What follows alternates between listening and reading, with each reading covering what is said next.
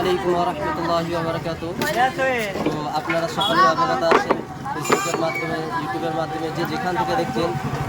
তো সকলকে বলার একটাই উদ্দেশ্য, সকলেই আশা করি সকলেই জেনে গেছেন যে ফিলিস্তিন এবং গাজাতে যে আগে হামলা হয়েছিল এবং আবারও এই কয়েকদিন আগে হামলা হয়েছে গাজার মধ্যে, ফিলিস্তিনের মধ্যে।